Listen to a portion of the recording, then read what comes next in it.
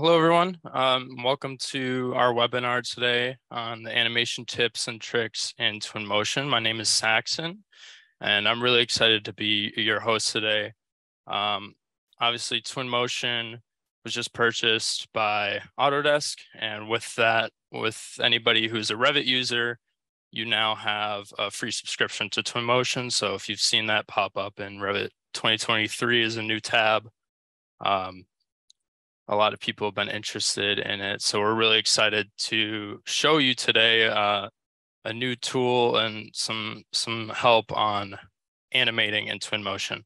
So before we get started, I'm going to just talk a little bit about the animation and kind of what we're going to go over. So Twinmotion is a real-time renderer. It's really great tool for designers and architects. Some of the key features that we're going to go over today is the asset library. If you're familiar with Twinmotion, that has expanded from the 2022 version to the 2023 version. So things like vegetation, materials have all expanded their library. It's become very vast and the collection is growing. So it's really exciting. Path animation is another tool we're going to go over. So Twinmotion have added this tool to assist with animating cars, people. We're going to go over keyframes and kind of placement of keyframes. And then we're also going to go over a little bit of physics and then as well as enhancing visuals, quality, and lighting and such. So let's go ahead and get started. This is the interface, the new interface of Twinmotion. You've got different templates now for products and for architecture, but I'm just going to go ahead and start with creating a new scene. And this is what you get to see in your new scene. So they have a little bit of things placed in the scene already, landscape, ground, etc. But I'm going to import a Datasmith file. This is just the sample file from Revit 2024.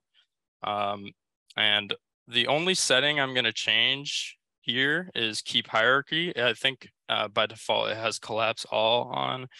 I'm just going to change keep hierarchy. That is for using the replace selection tool in Twinmotion. So if you have things such as site context, plantings, anything like that, having this set to keep hierarchy, you're able to replace it with something from the library in Twinmotion in the exact place it's placed in the file, which is a really cool tool. That's the only thing I'm going to change. Everything else is default. I'm going to go ahead and import it in. And by the way, I forgot to mention, I'm going to leave about 5 to 10 minutes at the very end of the hour just for any questions. So if you could please just wait for any questions that you have to just leave those at the end. Right.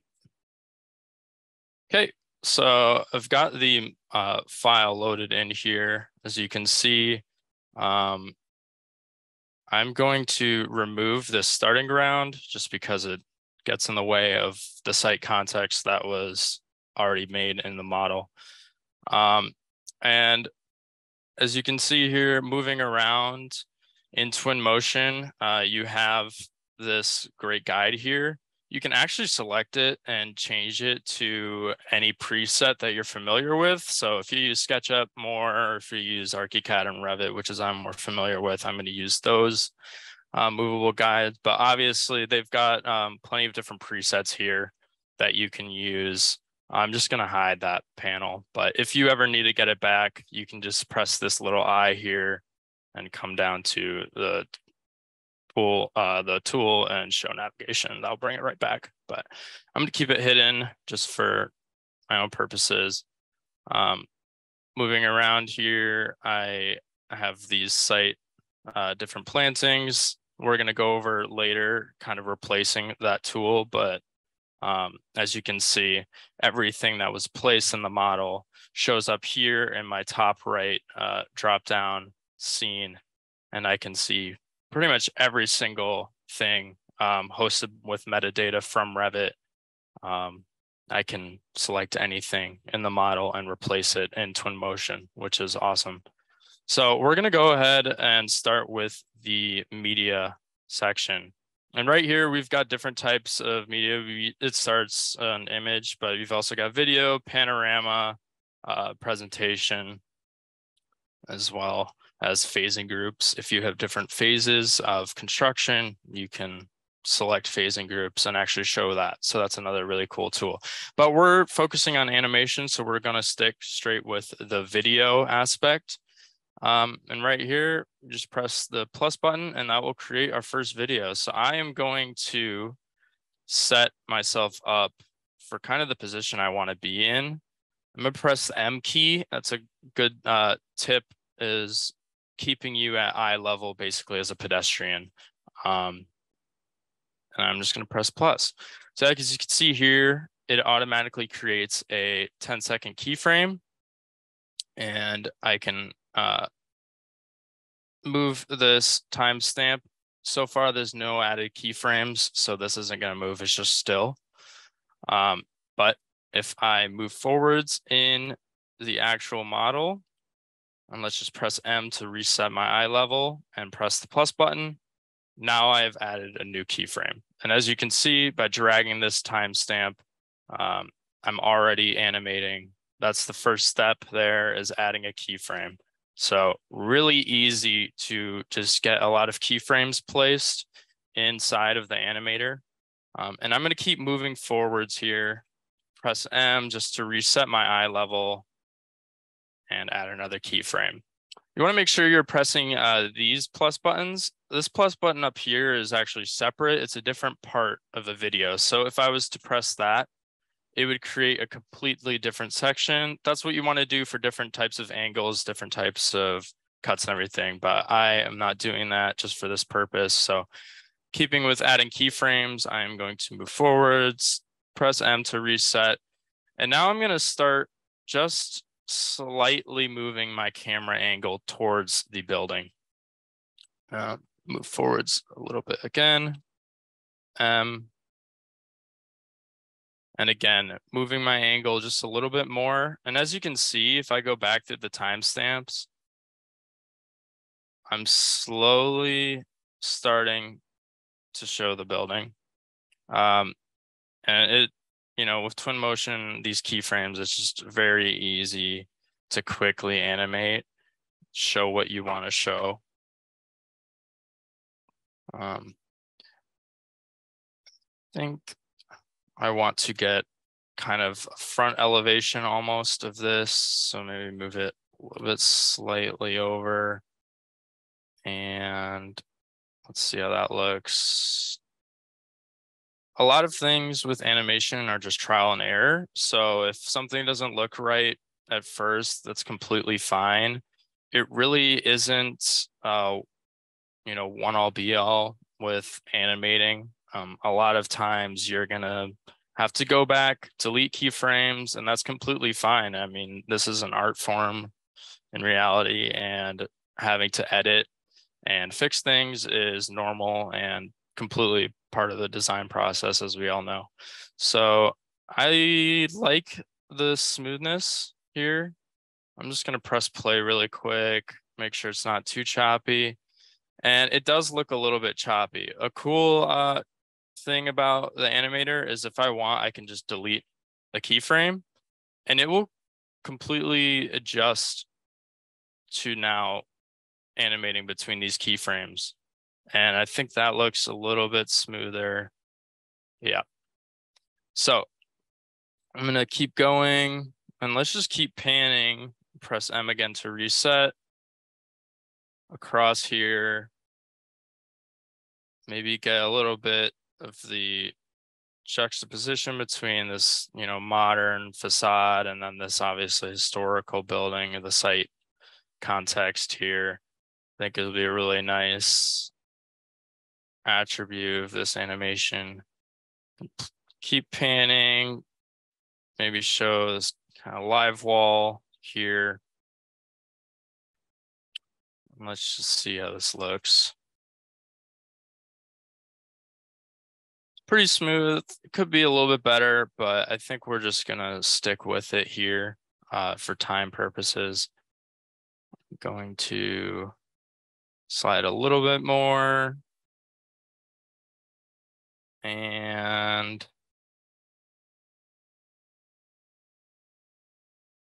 yeah, I think I'm happy with that. Right here, you can actually change the part length. So I'm just going to change it to 20 seconds. I found that that was kind of a good smooth, a good amount of time for this animation. Yeah.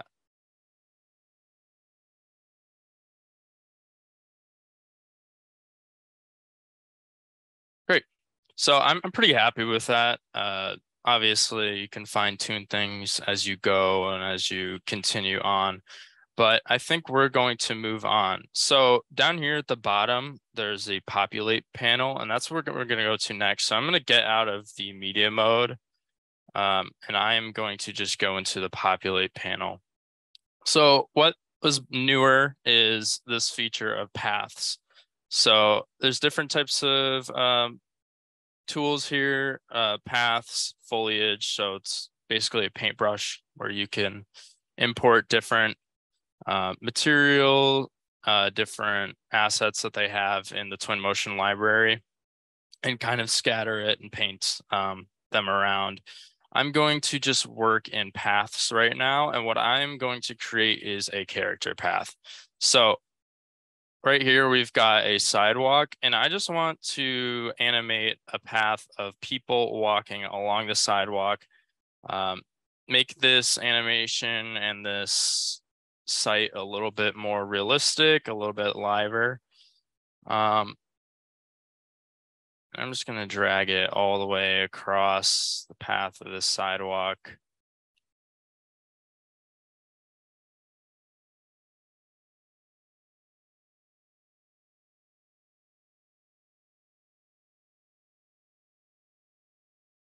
And then hit escape to close that out. Okay. So as you can see, I've got my characters in, and automatically people are starting to fill out the path. If I scroll down my properties here, I can change the width of that path. So if it's a wider sidewalk, of course, or I can change the density. I don't want to turn it too high up just because of kind of streaming a webinar and using such a heavy, high processing software. I don't want to bring in all of that metadata, but for now, we'll just keep it at about 15%. I think that's good. And you can also change if they're just standing still or walking. If you have a queue, maybe you can change the different types of clothing to be office, if you're in a more commercial site, obviously traveling and beach. So luggage, if maybe you're designing an airport or something like that. Beach as well for all of your needs, but we're going to keep it on street because that's what's applicable. And I'm actually going to select this character path, and I'm just going to copy it, paste using my keys. Let's actually minimize some stuff here just because it's getting in my way. I've got my character path. I'm just going to copy and paste it over. Let's move this character path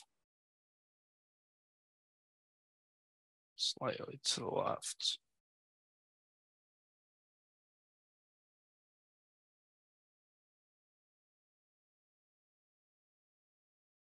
Back. Okay. And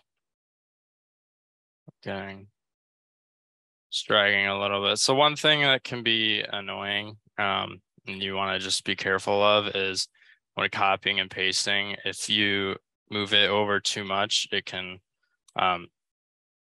actually change the whole physics and move it to a different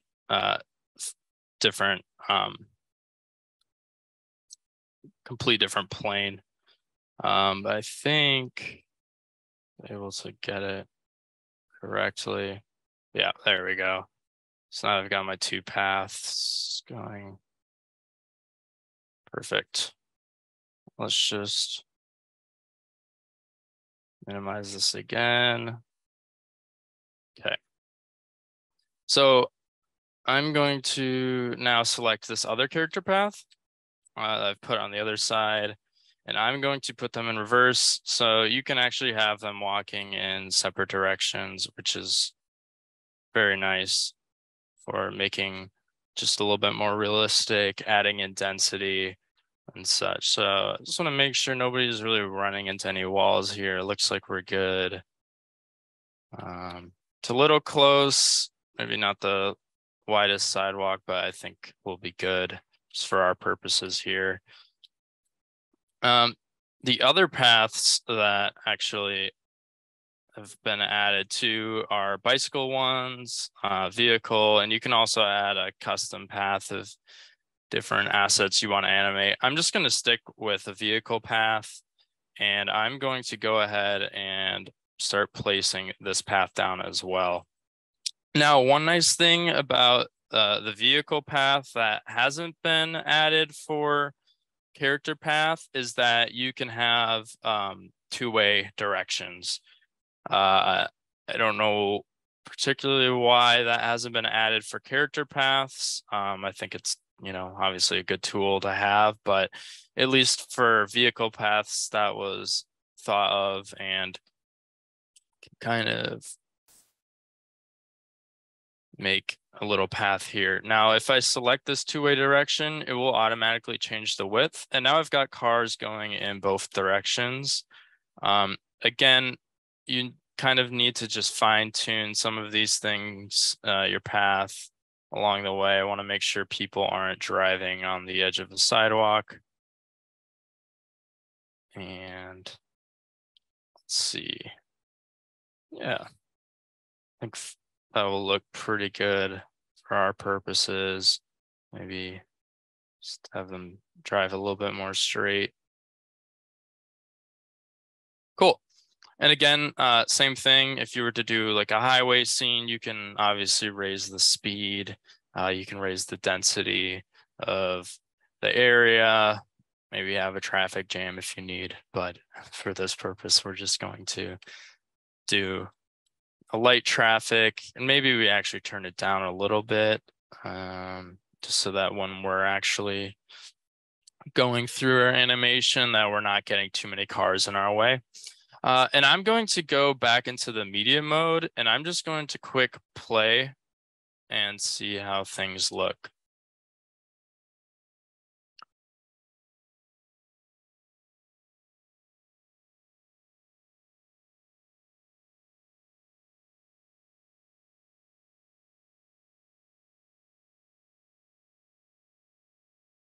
Okay, so I think things are still looking pretty good. You can always adjust your keyframes as well if you need to move them after you've already placed them. But I think we'll just keep things how they are. So the next thing I'm going to go over here is the rest of the asset library. As you can see here, I've got all of these plantings that were brought in from the Revit model. And all of these plantings, if I want, I can replace them completely through Twinmotion's assets. So if I select this graph menu here, and I come all the way down to replace object, I can then go over to my library here, select vegetation and trees, and I could actually replace it with any tree that I want. Realistically, you could replace it with anything in the library that you want, but obviously we have plantings here, so we'll just keep it consistent with what the intention was. And let's just do a Japanese walnut here. Let's see.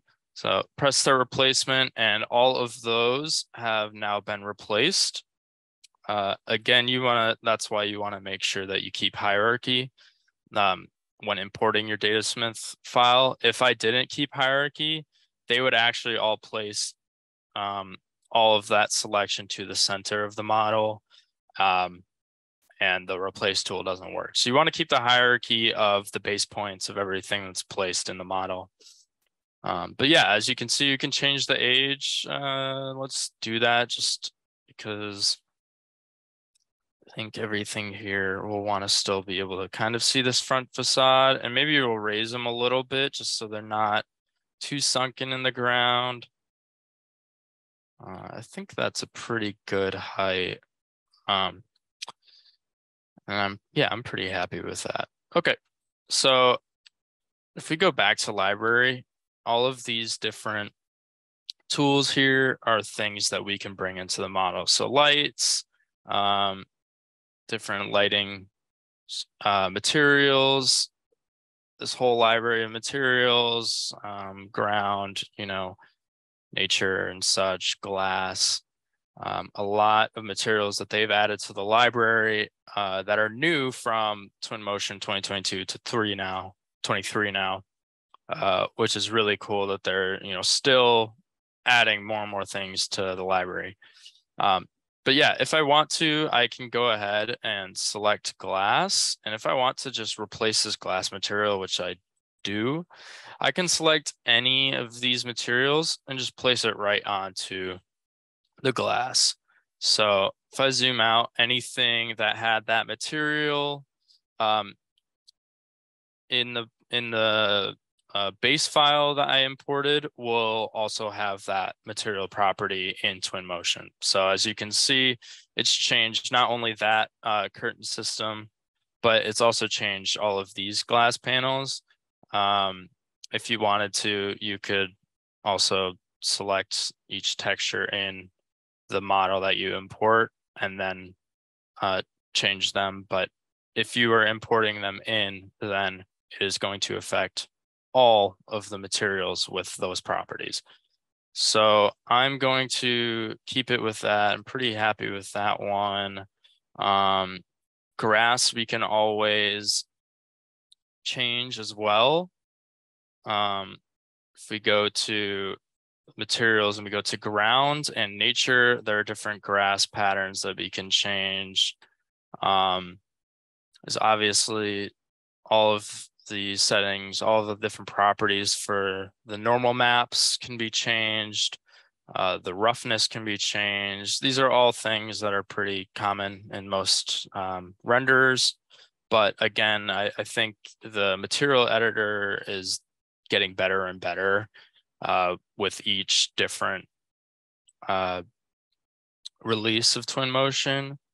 And I think the texture maps are very, very up there with a lot of the other material editors we see out there through other rendering softwares. So really exciting things that they've added.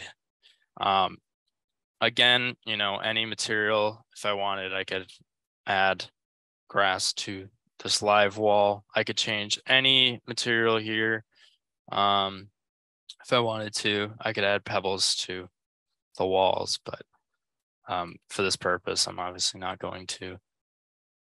But if I go back to my library and I go to populate, I'm going to go to this foliage tool, and I'm just going to show the tool so much. You can paint basically a bunch of vegetation in an area. So if you have a garden, for example, maybe a wetland, and you need to render in a lot of foliage, and maybe you don't want to have to place each individual one, you can actually drag in different assets that they have.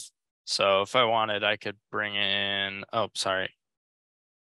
Let's go to grass. If I wanted to, I could bring in this lawn. I could bring in clovers as well. And as you can see, when I paint, it will bring both of those in and it will mix them around. It also can erase if things start to kind of go over the edge a little bit. Such, but I'm going to remove clovers because not going to be very realistic to what I want. And let's just do quick little paint to show kind of more three-dimensional grass here. I can do the same thing on this side if I want, just kind of placing these. And as you can see, it will clash with other assets that are in the model. If you want, you can always just go back and kind of erase those sections to clean it up. So a little finicky, but obviously you can change them. The grass and trees can grow. The trees, for example, you can select, you can select the trees outside of this editor here and age it so that it will grow. You can also change the different seasons, which is really cool, to autumn and winter for a dead tree. So, yep, really cool, but we'll just keep it at, I think the rest were all quite young. So, yeah, really cool editor, very, very easy to add in, you know, more site information, add in foliage and plants, things of that nature. Really, really great. So I think I'm pretty happy with a lot of my placements. Obviously, I could add more cars coming from the other direction. I could add more people, but I think where we're at now is a pretty good point to then start editing my visualization, my effects and such. So one thing to note when you are editing is that each keyframe can be edited, and in order to have all of the effects that you've added to a keyframe, you want to copy the ambiance and then paste it to each keyframe as you go along. That way you're not spending all of your time, you know, editing one view, you think that it's going to apply across the whole video part, and then it only applies to one keyframe because that was what you were working inside of. So you want to make sure that just before you end up exporting your renderings, that you're making sure each different keyframe has all of your ambiance settings applied. Unfortunately, it's not very easy to just apply it all to one part. You have to kind of paste it across each keyframe, but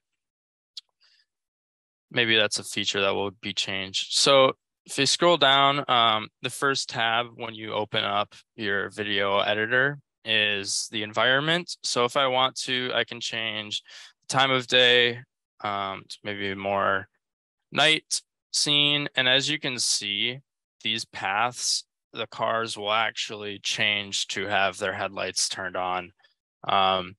Some other editors, you have to actively change that for each asset. But yeah, really cool feature there that, you know, time of day actually affects each asset placed in the model. You can also change the lighting exposure.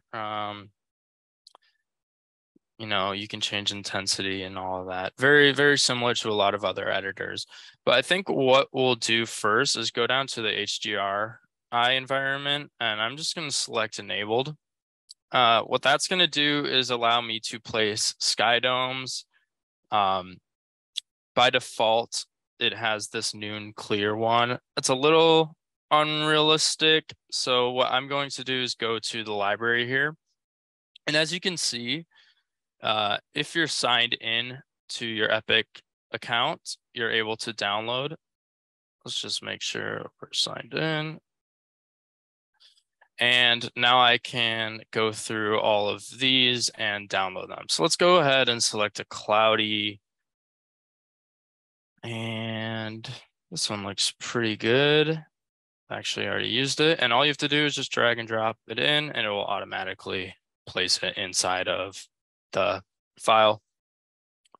If I go back to HDRI environment, I can change the rotation of the sky dome so that the shadows will be in a different direction. I can also change the sun intensity, things like that. Can change the fog effects and all of that. I think I'm gonna keep it kind of here. I like having this shadow, I think, in this direction, showing a little bit of depth there. Maybe we'll bring the intensity down to about 5. So I'm happy with that. Obviously, you can change the horizon to maybe a more city picture. As you can see, that will kind of fill it out. One thing to note is that if you don't get rid of, the starting landscape, that might block it, but you can just quickly hide it, or you can delete it, and I'll just delete it for these purposes. We don't need it in there. So again, minimize that. And now we've got a nice cityscape in the background to kind of fill in the model. Okay, so I'm gonna go back and select the keyframe so I can keep editing here. Obviously you can add ocean effects too, but I'm going to now add a focal length. If you want something a little bit more cinematic, a great focal length to go with is 70mm lens. As you can see, if I just type in 70mm, it will change to a lot more zoomed in focal lens. But it makes it a little bit more cinematic, something you might be used to. And, it all kind of depends on your design intent. It will vary from project to project. So it's not really something that you can just determine across all projects it'll be that. But I really like a 70mm, at least to start with. And then obviously as you get closer to your building, you can move out. Yeah, really cool feature is that you can have the really cool features that the people actually are in the cars as well. So yeah, really cool. I can change depth of field if I want, and I'm going to go ahead and just add that. I think about what I found from this file is around 25 meters was good. By default, Twinmotion's in the metric system, so you can always change that if you want. But yeah, I think around 25 meters looks pretty good. It's fairly realistic, and yeah, will really just help with kind of enhancing your animation. There's also different camera effects like vignetting if you want. Again, adding a little bit of an ambiance. Parallelism will make it a little bit more orthographic, rather than, make your view a little bit more orthographic, but we'll just keep it off for now. And then let's move on to the camera. So I think I'm gonna keep off path tracer. Really cool thing that has been implemented recently. It was added in 2022. It has since changed from 2022 to 2023. So now you do need a better processor for 2023 version of Revit. So some people, if you use the path tracing setting before in 2022, you now need, I believe, RTX 2000 or better to use the path tracer. And if you're on Mac OS, it is not available yet at this time. So unfortunately for Mac users, you will not be able to use the path tracer setting. We'll just keep it in real time right now, just because path tracer is so heavy on the GPU that I'm afraid it might accidentally hurt the viewing and make it really choppy. So we'll just keep it off for now. But obviously, if I was going to export this, maybe for a client, that's something I would turn on, just to get better results for shadows and reflection and such. You can change the shadow intensity, and I think I'm happy with that. And then finally, going to the special effects, you can actually add preset color gradients, which is really cool. So it will change, different gradients automatically.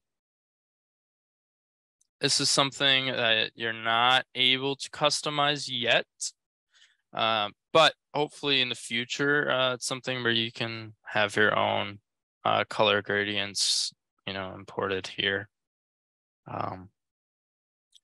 But I kind of like this DT6 one, so I think I'm going to keep it on that. You can turn the saturation, obviously, and you can change it a little bit. But yeah, I'm happy with that one. So let's just quickly play through. And as you can see there,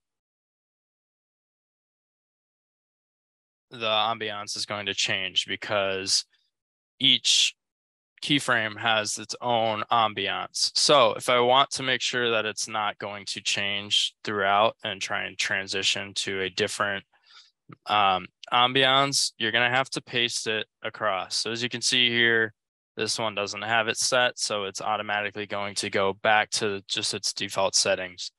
But we're just going to paste it across all of these keyframes, paste the ambiance.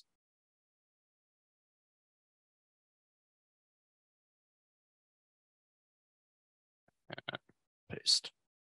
Okay, so as I get here, and I want to see kind of the front elevation of the building, now I can go ahead and go back to my camera and I can change my focal length so it will better show. And this is something that, again, is going to be a little bit of a trial and error. You want to, kind of go through and just see what works.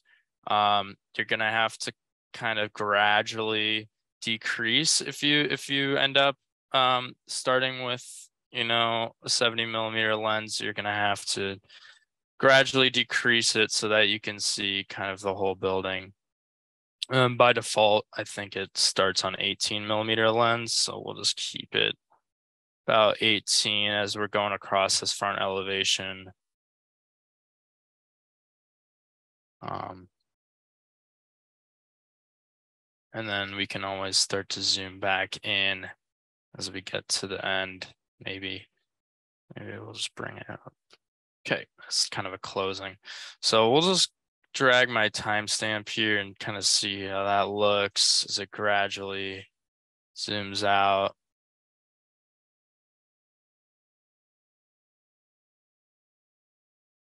And let's go ahead and just play and go through it all while we're at it. So in the event that it's going to be very choppy, which I'm assuming it will be, again, you can kind of just go through. Yeah, so a little too quick, and that just means that I need to change my gradient. So maybe once we get to this keyframe here, we start to bring it out a tiny bit more, and maybe actually from this one, we start to bring it out just a little bit. As we get here, maybe a little bit more.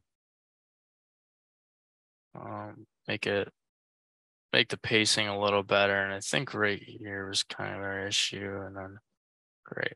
So let's see now, kind of just play through quickly how that looks.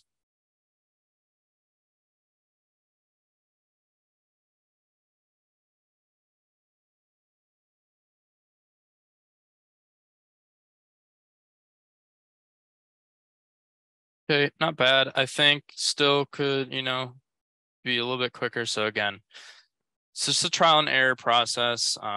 We don't, it's something that takes time to kind of get right.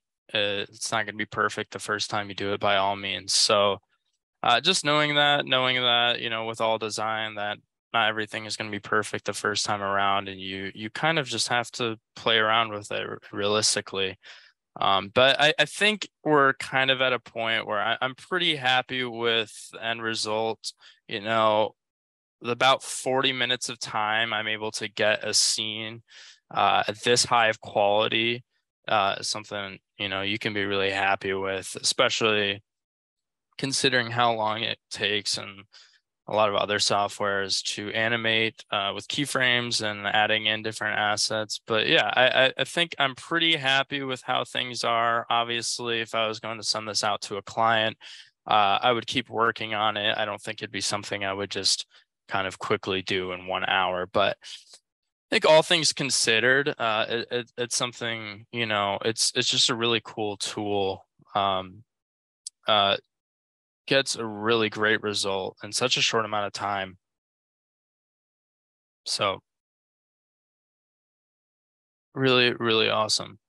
Now, if I was going to export this, is where you can then go to the video and format tools. So if you want, you can export to 8K resolution. If your graphics processor is capable of that. Obviously, you can change the, you know, the resolution. You can change the phasing group. Like I mentioned before, with Twinmotion, there's animation, there's different phasing groups, so you can show throughout the construction process all phases, which is really cool. So that's something here where if you were exporting, you could, you know, show the different settings of the phases. And yeah, if I wanted to, I could always, you know, collapse this whole part, copy it, and then paste it. And now if I wanted, oh, actually, I could change the weather effects to maybe something a little bit more wet, you know, and now I could compare the different times of, you know, the different ambiances. And again, you know, you'll have to copy and paste it over to each one, but I think this is also a really good process if you've got multiple angles and you know, you want to maybe see which view looks best. Changing the weather effects, changing to rain, maybe just after rains, a light sprinkle might look nice. Change the time of day from the HDRI environment, you know, to something a little different. Let's go back. Let's do something like an overcast. And actually, let's go to afternoon, maybe in an overcast. I think I like something like this. So quickly download it just to kind of show you how easy it is to quickly change the whole ambiance of the projects. You know, we're going from kind of summer time, you know, noon day to now going to kind of a, you know, wet, overcast, rainy day, which, you know, can maybe give you a better look.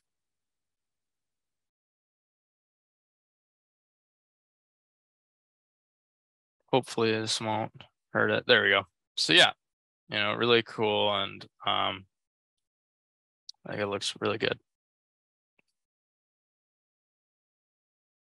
So yeah, really easy to kind of change your scenes, flip between different kinds of ambiance, you know, different times of day and things like that. Really easy to do.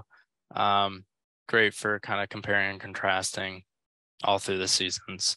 But yeah, I think that is about it for what I have to show for you today. So I'm now going to open up the kind of last 10 minutes here. So just for any questions people had that they thought of, anything you have about the software. It doesn't have to just be about animation, but any questions that people have, feel free to go ahead and type in the chat. Yes, Paxton. we have somebody in the Q&A panel, Jeff, he asked, do you, I'm assuming he's asking, can you do another seminar with basics of how to use applying materials and setting up still images? I'm familiar with Lumion. More of how to create lighting within models, setting furniture. This animation is not that useful for the type of projects that we do. Sure. Yeah, that's definitely something we could set up in the future. I definitely have come from using Lumion. I'm very familiar with Lumion, so I kind of know the differences between Lumion and Twinmotion. So that's definitely something we could set up for you guys as a seminar, or also if you wanted some sort of training session as well. Feel free to leave your contact info for us, and we could get into contact with you. But yeah, that's definitely something we could do as a webinar. It's a great idea. This one is, oh no, go ahead, please. Sorry, I just read the one in chat. Is Epic pushing update packages regularly, or are these yearly pushes with hot fixes? So they've actually already pushed out two, I think, releases, 23.1, 1.1, and then they've just released 23.1.2. I believe not too long ago. So yeah, they're regularly pushing out releases with fixes. I don't remember off the top of my head what the patch notes were for their newest release, but yeah, they are actively doing that. Can you pause the animation while editing? Yes, you can. Obviously, if I want to go into the editor and just expand here, yep, I can play and stop, kind of, if that was your question. I believe I understood that correctly. Yeah, you can pause your animation while editing at any time.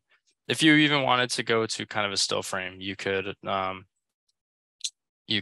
just duplicate the same keyframe over, and now you've got a kind of a still frame, but with things moving. So really cool. So Josiah asked, can you change the glass types for different windows? Yeah, so you can, but you have to do that from your file that you're importing. So from this one, for example, whatever has that metadata attached to this window, because it was a curtain panel system, and that is the same, using the same material from Revit imported in, it's going to be the same across for any of them that you change. So if you want to change that for Twinmotion, for example, you would have to change the material in Revit to a different material, and then apply it to whatever windows you didn't want that glass to change to. So then you could have two different glass materials in the same model. But yeah, you would have to do that in Revit or whatever file you're importing from.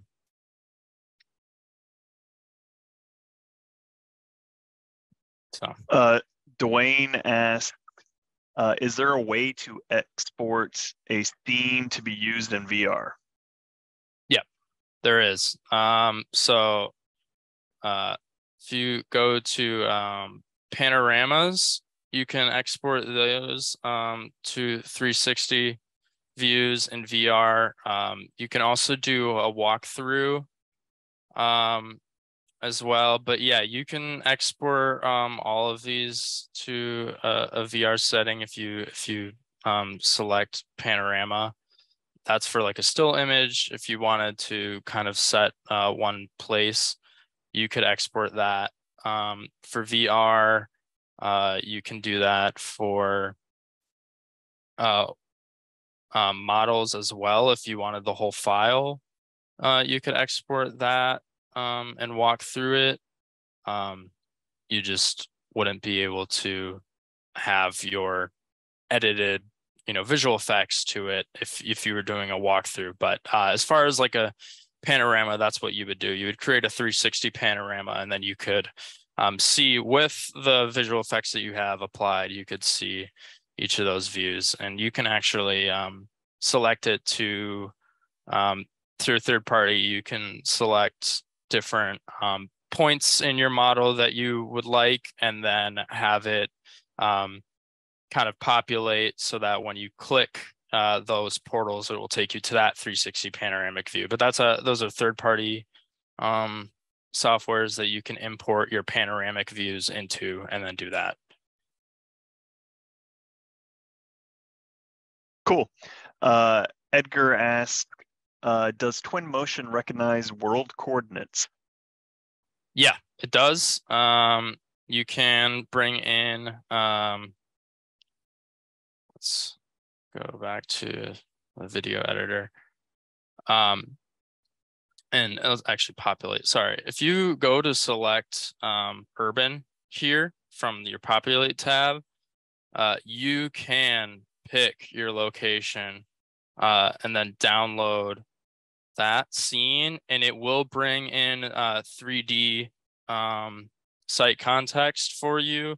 I believe right now it only brings in building height, and then it will do road paths, but it's not super accurate. It's kind of better as just a contextual thing. Obviously it's going based off of GSI maps, so it can only be so accurate. But yes, you can do that, similar to some other rendering softwares out there.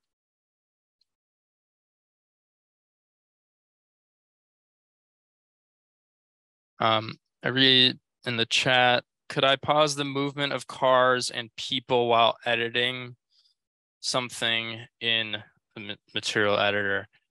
So you can select the paths, and if you wanted to, you could hide it in your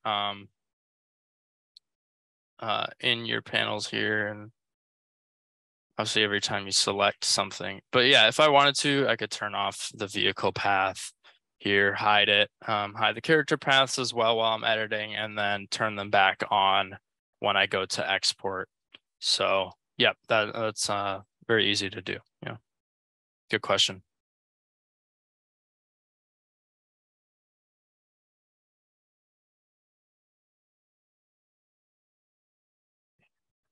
So David asked, so you can't place it using nothing and easting coordinates? Not sure I know what he means. Using northing and easting coordinates?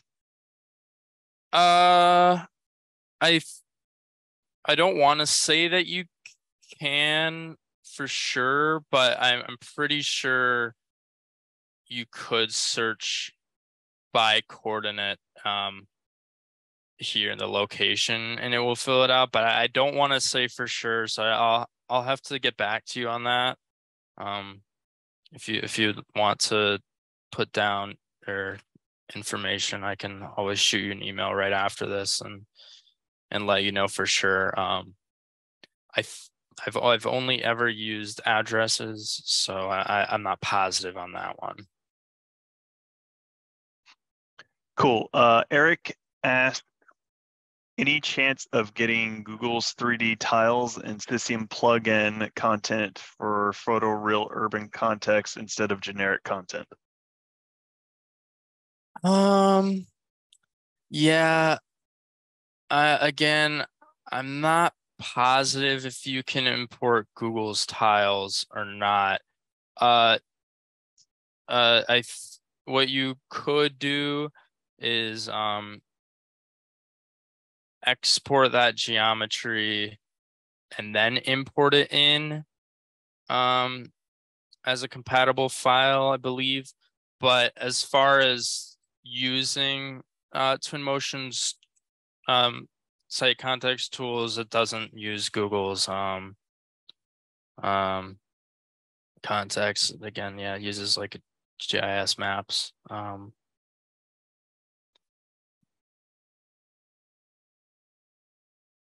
But yeah, again, if you want to leave your contact information in the chat, or I can always get back to you on that and make sure for sure.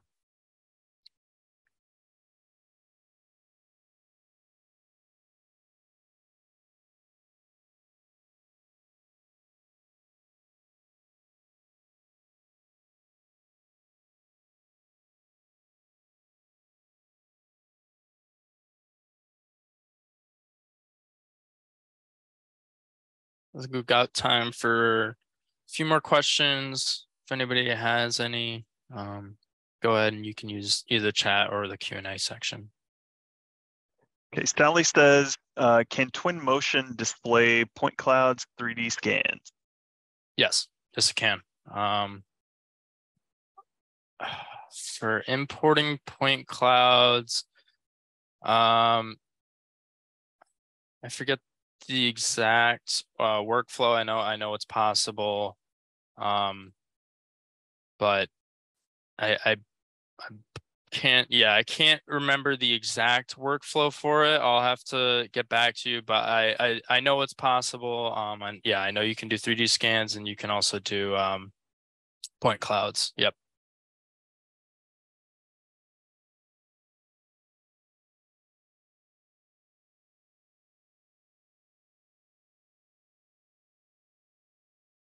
Edgar says, does Twinmotion recognize topo massing? Topo massing.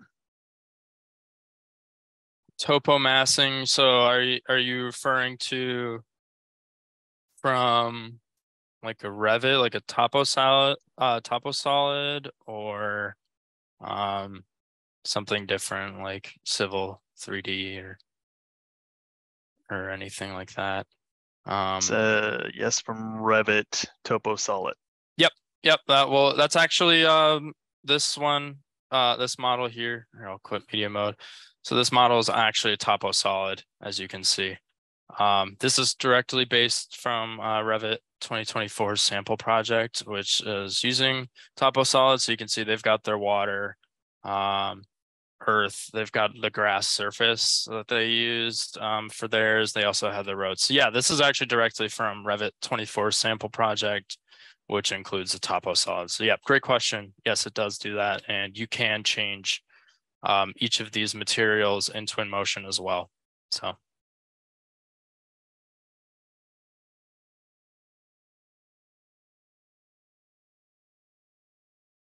Great. Well, I think that is about time. We maybe could squeeze in one last question if there, I think I just saw one pop up. That was just Edgar saying thank you. Okay, great. Yep. So that is it for this webinar. I want to thank all of you for attending, taking your time. A lot of you, this might have been on your lunch breaks. I really appreciate you taking the time to learn with me today. If you have any questions, feel free to reach out to myself. I'll leave my contact information. But again, thank you all so much for joining us today. I hope you learned something. I hope you're able to take this information into animating and use Twinmotion in the future for your projects. So thank you all so much. Have a great day. Hey there, thanks for tuning in. If you like this video, make sure to subscribe and check out some of the other content on our channel.